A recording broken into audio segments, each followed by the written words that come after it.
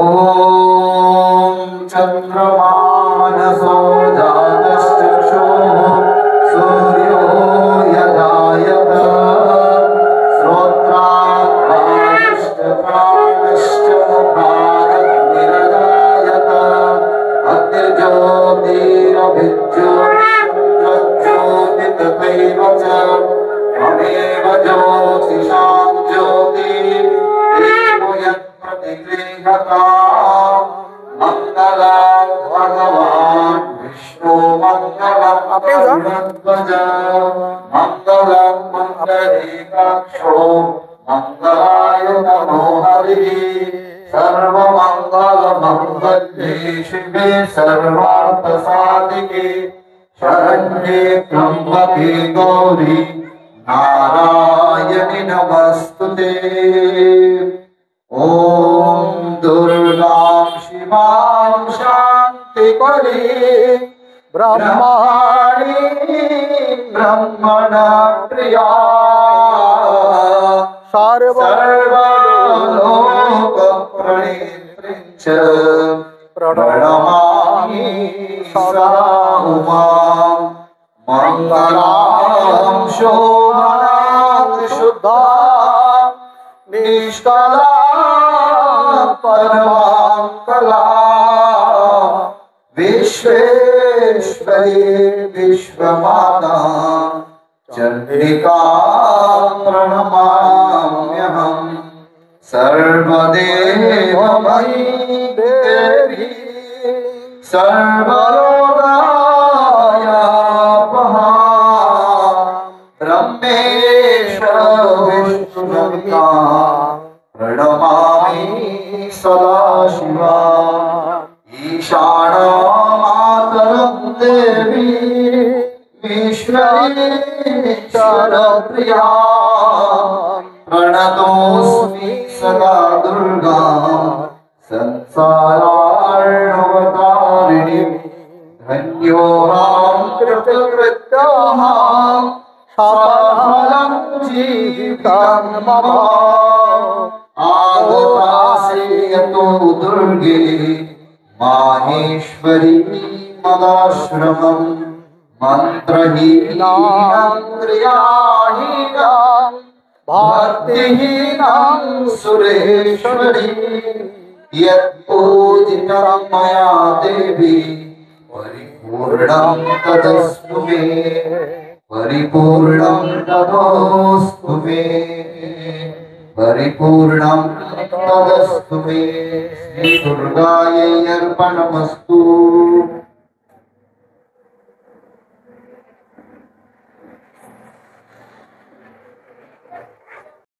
ओम दुर्गां शिवां शांति करे ब्रह्मण प्रियां सर्वलोक प्रणतिं च प्रणमामि सदा उमां मंगलां शोभनां शुद्धां निष्कलां परमां कलां विश्वेश्वरी विश्वमातां चंडिकां प्रणमाम्यहम्। ओम विश्वेश्वरी दशभुजां त्रिदशा विभंगां संसार सिंधु तरणीं जगतां प्रसूतिं गौरी गणेश जननीं गिरिराज कन्यां पार्वती भगवती प्रणमामि शांति। प्रतिमा যিনি নির্মাণ করেন, যারা উদ্যোক্তা, যারা আয়োজক, যারা এই মাকে প্রণাম করতে আসেন, মায়ের স্তুতি করেন, মায়ের জন্য এখানে ঝাড়ু দিয়ে পরিষ্কার পরিচ্ছন্ন করেন, মায়ের বাসন কোসল মাজেন, মায়ের জন্য ভোগ রান্না করেন, প্রস্তুত করেন, সকলেই মায়ের পূজারী। তা সকলেরই জানা দরকার মাকে, মায়ের পূজা কেন। এই যে দুর্গা পূজা এক আমাদের সনাতন ধর্মের রহস্যময়ী পূজা। এই পূজার মধ্যে সকল দেব দেবতাকে আহ্বান করা হয়। যেটা আমাদের প্রথমে জানা দরকার, শারদীয়া দুর্গা পূজাকে মহাপূজা বলা হয়েছে কেন? শরৎকালে এই মহাপূজার আমরা আয়োজন করি। এটা জানতে গেলে আমাদেরকে পুরাণের দিকে একটি দিকপাত করতে হবে। কালিকা পুরাণে লেখা আছে মা ভগবতী এই শরৎকালে প্রকটিত হন, অর্থাৎ তার প্রাকাট্য মাস। এর প্রমাণ কালিকা পুরাণ। কালিকা পুরাণে আছে তিনবার মহিষাসুর জন্মগ্রহণ করেছেন। আমরা তো একটা মহিষাসুর মায়ের সব পদতলে দেখতে পাচ্ছি। মা মহিষাসুর মর্ধিনী, মা মহিষাসুর নিষুধিনী, মা মহিষাসুর দলনী, এইরূপে আমরা মাকে পূজা করে থাকি। তো এই যে মা, এটা কোন মা এবং শরৎকালে যে মা রয়েছে এটা কোন মা আমাদের জানা প্রয়োজন। তো কালিকা পুরাণে লেখা আছে যে তিনবার অসুরকে দমন করার জন্য, বধ করার জন্য মা তিন রূপে আবির্ভূতা প্রকটিত হয়েছিলেন। প্রথম কল্পে মা উগ্রচণ্ডা রূপে, তার অষ্টাদশ ভুজা অর্থাৎ 18টি হাত, উগ্র রূপে, মা উগ্র রূপে, উগ্রচণ্ডী রূপে তিনি আবির্ভূতা হয়ে এই মহিষাসুরকে বধ করেছিলেন ভাদ্র মাসে, আশ্বিন মাসে কৃষ্ণা চতুর্দশী তিথিতে। এটা ছিল আশ্বিন মাসের। তো আশ্বিন মাস কোন কালের মধ্যে পড়ে? শরৎকাল। শরৎকালে মা প্রকটিত হলেন। দ্বিতীয়বার মা ভদ্রকালী রূপে প্রকটিত হয়ে এই ষোড়শ ভুজা রূপে আবির্ভূত হয়েছিলেন মহিষাসুরকে মর্দনের জন্য। সে মাসটি ছিল আশ্বিন মাস, সেই জন্য আশ্বিন মাসে মায়ের প্রাকাট্য তিথি। তৃতীয়বার এটা শ্বেত বরাহ কল্পে কাত্যায়ন ঋষির আশ্রমে মা কাত্যায়নী রূপে, 10 ভুজা রূপে যে মায়ের পূজা এখন আমরা সবাই করি, এই মহিষাসুর মর্দিনী রূপে তিনি আবির্ভূতা হয়েছিলেন। এটা তখন তার ছিল 10টি হাত, 10 হাতে 10টি প্রহরণ বা অস্ত্র, এবং এই অস্ত্রের মাধ্যমে এই অসুরকে তিনি নিধন করেছেন। এটা হচ্ছে কাহিনী। এই কাহিনীর অন্তরালে আছে এক সত্য। এত দেবতা এবং অসুরদের মধ্যে যুদ্ধ। মা দেবী আর হচ্ছে মহিষাসুর। মা কখনো মহিষাসুরকে মর্দন করছেন, কখনো মধুকৈটবকে মর্দন করছেন, কখনো চণ্ডামুণ্ড, কখনো শুম্ভ নিশুম্ভ, কখনো ধূম্রলোচনকে মা মহিষাসুরকে মর্দন করছেন। মায়ের কথা চণ্ডীর মধ্যে বলে দিয়েছেন, ইত্তং যদা যদা বাধা দানভূত্তা ভবিষ্যতি তদা তদাবতীর্যাহন করিষ্যামি অরে সংশয়ম। যখনই তোমরা তোমাদের কার্যে সাধনায় বাধার সম্মুখীন হবে, তখন তোমরা আমাকে ডাকবে, আমি তখন এসে তোমাদের যত বাধা, তোমাদের যত বিঘ্ন সব আমি নাশ করে দেব। তাই তো আমি দুর্গা। দুর্গা মানে কি? যিনি দুর্গতি নাশ করেন, অর্থাৎ যিনি দুর্গা ত্রায়তি ভক্তং ইয়া সদা দুর্গতি নাশিনী দুর্গে ইয়া সর্বদেবানাং তাং দুর্গাং পূজাম্যহম। কোন দুর্গাকে পূজা করছি? যে দুর্গা আমাদের দুর্গতি নাশ করে। আমাদের দুর্গতিগুলো কি কি? দুর্গা নামের অর্থের মধ্যে এই দুর্গতি শব্দের মাহাত্ম্য আছে। দ উ রে গ আ। এই দ মানে দৈত্য বিনাশ করে, উ মানে তিনি আমাদের বিঘ্ন নাশ করেন, রেফ মানে রোগ নাশ করেন, গ মানে পাপ নাশ করেন, আর আ মানে আমাদের শত্রু আর ভয়কে তিনি নাশ করেন। তাই তো মা দুর্গা। তাই আমাদের মেদস্মুনি, মেদস মহারিষি তার 2 শিষ্য সুরত রাজা এবং সমাধি বৈশ্যকে উপদেশ করেছিলেন যে তামুল পৈহি মহারাজা শরণাং পরমেশ্বরী। আপনার ঘরে যে বাধা বিঘ্ন, আপনার রাজ্যের যে বাধা বিঘ্ন, যার জন্য আপনি বিতাড়িত হয়ে আপনি বন জঙ্গলে ঘুরছেন, এর থেকে মুক্তি পেতে হলে মা পরমেশ্বরী দুর্গার তুমি শরণাপন্ন, তোমরা শরণাপন্ন হও। তারা 2 জন ছিলেন, সুরত রাজা সমাধি বৈশ্য। এই কথাগুলো যারা চণ্ডী পাঠ করেন তারা জানেন। চণ্ডী পাঠ করা একান্ত কর্তব্য, তাহলে মা মহিমা আমরা তখন জানতে পারবো। এই মায়ের পূজা শুরু হয় বোধনের মাধ্যমে। আমাদের নানা দেব দেবতার পূজা আমরা করি, লক্ষ্মী, সরস্বতী, কার্তিক, গণেশ। হ্যাঁ, কোনো পূজাকে কিন্তু মহাপূজা বলা হয়নি, কিন্তু শরৎকালে মহাপূজা, এই শারদীয় পূজা মহাপূজা। কেন মহাপূজা বলা হয়েছে? বলছে শারদীয়া মহাপূজা চতুর্কর্মময়ী শুভা স্নাপন পূজন বলিদান হোম রূপা। যে পূজা কার্যের মধ্যে 4টি জিনিস থাকে, অর্থাৎ চারিটি সাধনা থাকে, তাকে বলা হচ্ছে মহাপূজা। অর্থাৎ মাকে যথাবিধিবৎ আমরা যে সপ্তমী তিথিতে মাকে নবপত্রিকে স্নান করাইয়ে মন্দিরে স্থাপন করা হয়, এটা স্নাপন।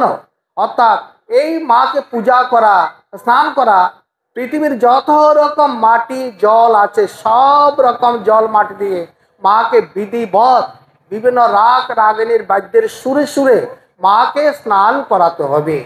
দ্বিতীয়ত হচ্ছে মাকে ষোড়শ উপচারে পূজা করতে হবে, পূজনম। তৃতীয়ত বলিদানম, বলিদান। বলিদান মানে কেবল পশু বলি নয়, বলি শব্দ অর্থ উৎসর্গ, বলি শব্দ তো উপহার। সুরত রাজা, সমাধি বৈশ্য এরা 3 বছর মেধস্মণির উপদেশে মায়ের মৃন্ময়ী মূর্তি করে পূজা করেছিলেন। তারা কিভাবে করেছিলেন? যারা চণ্ডী পাঠ করেন তারা জানেন। নিরাহার যথাহার তান মানস্ক সমাহিত, অর্থাৎ সংযম করে তপস্যা করে, কখনো নিরাহার, কখনো সংযত আহার, কখনো তন্ময়ী ভাবে জপ ধ্যানের মাধ্যমে মাতৃভাবকে আত্মস্থ করে তারা মায়ের পূজা করেছিলেন। তারা কি দিয়েছিলেন বলে নিজ গাত্র শিবুক্ষিতম, নিজের শরীরে রক্ত দান করছে। তার মানে কেটে রক্ত দান নয়, সংযমের মাধ্যমে এই আমাদের ভৌতিক রক্তকে তারা মায়েরকে নিবেদন করেছিলেন। তারপরে 3 বছর পর তারা মায়ের দর্শন পেয়েছিলেন। মায়ের দর্শন পেয়ে একজনে ঋত রাজ্য, ধন, ঐশ্বর্য, পরিজন প্রাপ্ত হলেন। আর একজন সমাধি বৈশ্য তিনি মুক্তি লাভ করলেন, জ্ঞান লাভ করলেন, সংসারের তিতাব জ্বালা থেকে মুক্তি পেলেন। আমরা প্রতি বছর পূজা করি, আমাদের দুর্গতি যায় না কেন? প্রশ্ন হয় না? আমাদের ঘরে ঘরে কেন অত অশান্তি? আমাদের মনে কাম ক্রোধের লোভের উগ্র বাসনা কেন আমাদের মধ্যে এগুলো জাগে? আমরা এত পূজা করছি, কেন এগুলো যাচ্ছে না? তখন মহাত্মারা বলছেন, আমরা পূজা করি বটে, সাধনা করি না। আমরা পূজা করি বটে, পূজাকে মজার মধ্যে নিয়ে গেছি, পূজারকে বাহিরের বহিরঙ্গের মধ্যে নিয়ে গেছি। যে পূজার মধ্যে তপ থাকবে, জপ থাকবে, সাধনা থাকবে, সংযম থাকবে, সেটা হবে প্রকৃত মায়ের পূজা। তন মনস্ক সমাহিত, তন্ময় হয়ে যেতে হবে মামের ভাবনায়। মায়ের ভাবনা, মায়ের কাছে এসে প্রার্থনা করতে হবে, স্তবস্তুতি করতে হবে, অঞ্জলি দিতে হবে, প্রণাম করতে হবে। নিজের কাপড় পরার আগে, পরিষ্কার কাপড় পরার আগে ভাবতে হবে আমার মায়ের মন্দিরটা পরিষ্কার আছে কিনা। যদি কেউ না করে আমি গিয়ে সেখানে বসে সেটা করব, পূজার মধ্যে সাহায্য করব, এটা পূজা। এভাবে মায়ের ভাবে ভাবিত হয়ে মাকে যখন আরাধনা করা হয়, শৈশা প্রসন্না বরদা নির্নাং ভবতি মুক্তয়ে, চণ্ডীতে বলছেন মা যদি প্রসন্না হন ভক্তের সাধনায়, ভক্তের ভাবনায়, ভক্তের অর্চনায়, আরাধনায়, মা সাধকে সকল সিদ্ধি দান করে। তিনি সিদ্ধিদাত্রী, নববং সিদ্ধিদাত্রী চ নব দুর্গা প্রকৃতিতা। মা নব দুর্গা রূপে পূজিত হয়ে থাকেন। প্রথমং শৈলপুত্রী, দ্বিতীয়ং ব্রহ্মচারিণী, তৃতীয়ং চন্দ্রগণ্ডেতি কুষ্মাণ্ডেতি, চতুর্থকম পঞ্চম স্কন্দ মাতেতি, ষষ্ঠম কাত্যায়নী তথা। এভাবে মায়ের 9টি রূপের বর্ণনা আছে। সপ্তমং কালরাত্রিতে মহাগৌরীতি চ, অষ্টমং নবমং সিদ্ধিদাত্রী চ নব দুর্গা প্রকৃতিতা। এই বোধনের মাধ্যমে মায়ের পূজা শুরু হয়। আপনারা দেখেছেন এখানে বোধন পূজা হয়েছে। মা কি কেবল নিদ্রিত আছেন? বোধন করেছিলেন, এটা পুরাণের কাহিনী। সায়ান্ন কালেতে রাম করিল বোধন, আমন্ত্রণ অবয়ার বলল অধিবেশন। কৃত্তিবাস রামায়ণের মধ্যে কথাটা আছে। এই পৌরাণিক সত্যতার মধ্যে একটা আধ্যাত্মিক সত্যতা আছে। মাকে জাগ্রত, মাকে জাগ্রত আছেন। জাগাতে হবে আমার মনকে, আমার বুদ্ধিকে, আমার মনুষ্যত্বকে। আমাকে আদর্শবোধ উদ্বুদ্ধ করতে হবে, আমাকে বিবেক করতে হবে, কোনটা ভালো কোনটা মন্দ আমাকে বিচার করতে হবে। তবেই তো মায়ের পূজা হবে। আমাদের সকলের মধ্যে মা মূলাধারে শক্তিরূপে বিরাজিতা। তাকে যোগের ভাষা বলা হয়, তন্ত্রের ভাষা বলা হয় কুলা কুণ্ডলিনী। মাকে বোধন মানে নিজেকে জাগাও, কেননা মা হং রাষ্ট্রী। মা সেই রাষ্ট্রের, সমাজের, পরিবারের অধিষ্ঠাত্রী দেবী, অধীশ্বরী, সুরেশ্বরী। তা মা আমার মধ্যেও আছেন, আমার মধ্যে আছেন। আমার মধ্যে মাকে জাগ্রত করা, এ হলো বোধন। বোধন মানে জাগরণ। ঠাকুর রামকৃষ্ণ যেটাকে বলেছিলেন, তোদের চৈতন্য হোক, অর্থাৎ তোমরা মাতৃভাবে, ঈশ্বর ভাবে, ভগবত ভাবে নিজের জীবনটাকে গড়ে তুলো। তাহলে তোমাদের বিবেক জাগ্রত হবে, তোমাদের বিচার শুদ্ধ হবে, কোনটা ভালো কোনটা মন্দ করতে পারবে। তবে তো মায়ের কৃপা পাবে।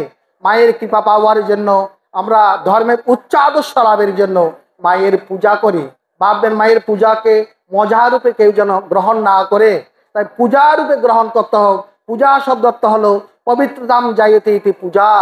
যে অনুষ্ঠানের মধ্যে মনের মধ্যে পবিত্রতা জাগে তাই হলো পূজা। তো সবচেয়ে বড় পবিত্র হচ্ছে জ্ঞান। নয় জ্ঞানের সদৃশ্যং পবিত্র বিদ্যাতে, জ্ঞানের সমান পবিত্র কিছু নাই। এই জ্ঞান কিভাবে লাভ হবে? প্রতিদিন মায়ের কাছে এসে প্রার্থনা করবেন, প্রণাম করবেন, প্রয়াস করবেন। এই তিনটে কাজ করলে মা কি করবেন?